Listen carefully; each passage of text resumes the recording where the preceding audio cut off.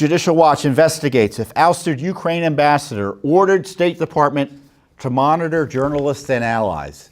This is the story of the week, folks. They had an enemies list in the Ukrainian embassy, our embassy, paid for with your tax dollars, in potential violation of the law. Judicial Watch is investigating if prominent conservative figures, journalists, and persons with ties to President Trump were unlawfully monitored by the State Department in Ukraine at the request of ousted U.S. Ambassador Marie Yovanovitch, an Obama appointee, a career civil servant, foreign service officer, placed there by Barack Obama. She had to be pulled by President Trump. The Democrats had her in, questioning her. You would have thought she was Joan of Arc. She's a deep stater. The information we have is that she was directing the gathering of information in violation of the law on American citizens using taxpayer resources.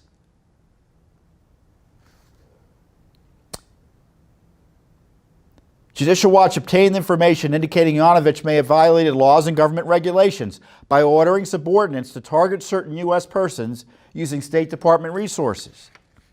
Yovanovitch ordered, reportedly, the monitoring keyed to the following search terms.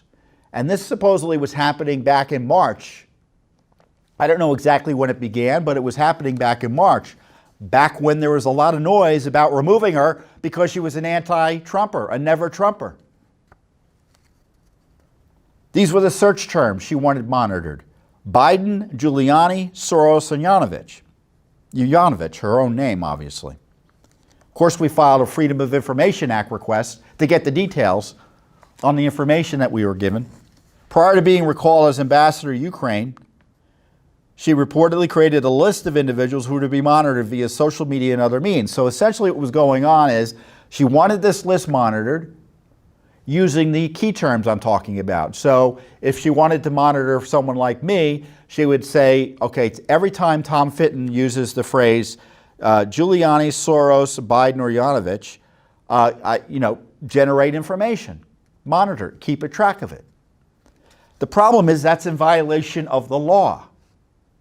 It's the Privacy Act that's being violated. The United States government cannot be creating files on you willy-nilly. Ukraine embassy staff, I guess we're not allowed to say Ukraine, well, I don't know.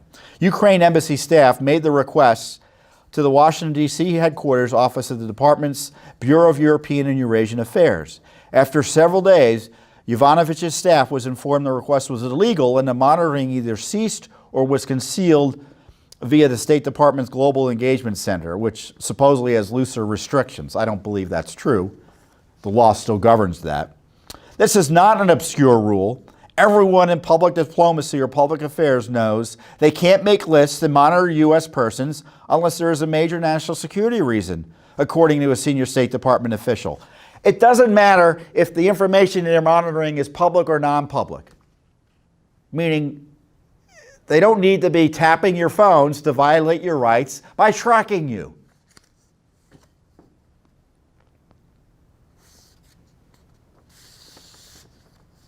We've obviously asked for all the records. You won't believe the list. This is the list that they set out to monitor. Jack Posobiec, I keep on mispronouncing his name. Posobiec. Jack is a reporter with One America News. Donald Trump Jr., the president's son, Laura Ingraham, Sean Hannity, Michael McFaul, who is not a conservative. He's actually Obama's former ambassador to Russia. Dan Bongino, who is a conservative contributor to Fox. Ryan Saavedra, who I think writes for the Daily Wire, right? He's online. He has a major influencer online. The president's lawyer, Rudy Giuliani. Sebastian Gorka, a former Trump official who is now a radio host, always on Fox. John Solomon, the reporter, investigative reporter, who's done a lot of broken a lot of stories on the deep state, also on Fox. Lou Dobbs, Pamela Geller, who's a conservative activist online, and Sarah Carter, another investigative journalist. So listen here, guys. The president's son, his lawyer, and a host of journalists were being, according to our sourcing, illegally monitored by this embassy staff operation out of Ukraine under Yovanovitch. Now, you would think the media would be interested in that. Of course they're not. Fox News is interested in it because they've been targeted. One America News is interested in it because they've been targeted. The Daily Wire is interested in it because they've been targeted, but they're all conservative leaning, seemingly. So the media that's concerned about the war on the First Amendment, when confronted with information that you had a government official who was so nervous about Biden, Ukraine, and Soros. Why is Soros in this list? Because you remember that prosecutor who was fired under pressure from Biden in response to his threat to withhold $1 billion in aid with Barack Obama's approval? One of the issues that was raised was not only Biden's son, but investigations into Soros operations in Ukraine. What Soros does is that he has he funds these groups.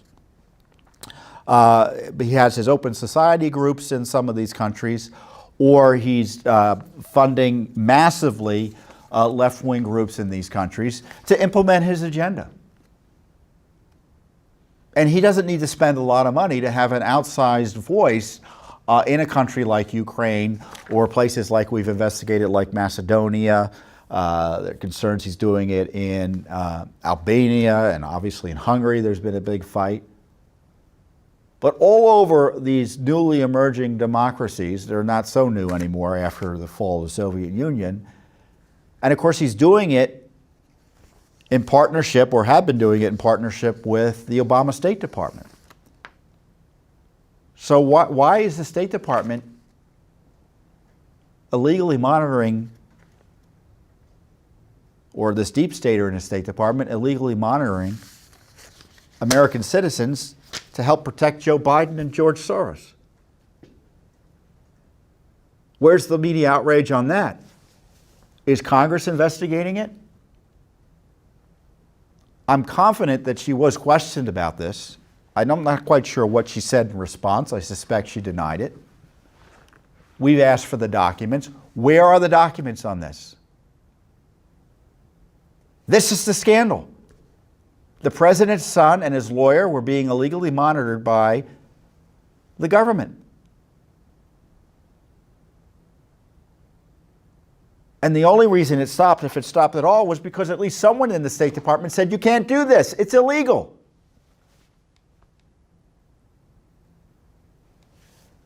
So we'll see what pans out, what comes out of this, where there's no doubt it's going to be confirmed. And I suspect, based on other information I have, it's even bigger than this list.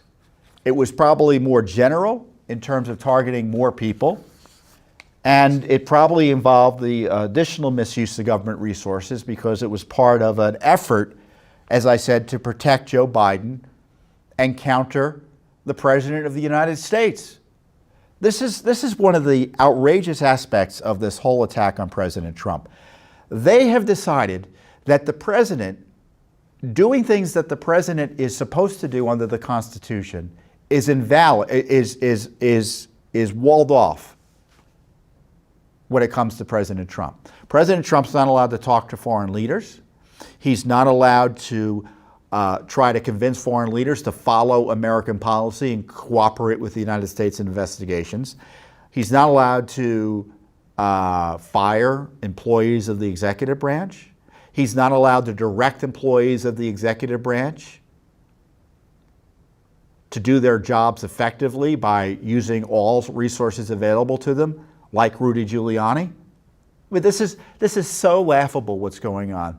You hear these, to the degree everything's been leaked, it's all this breathlessness about the deep, basically bureaucrats, both appointed by President Trump and the career civil service, were kind of upset that Rudy Giuliani was involved in this whole thing.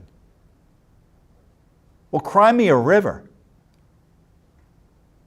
Surprise, surprise. The experts, the bureaucrats, didn't want someone like Rudy Giuliani asking them to do their jobs and demanding accountability for their failure to pursue these issues of corruption as it relates to Ukraine and our elections and the abuse of power here in the United States that's tied up in all of it. The president has a right to try to get the work done, and they don't think he does.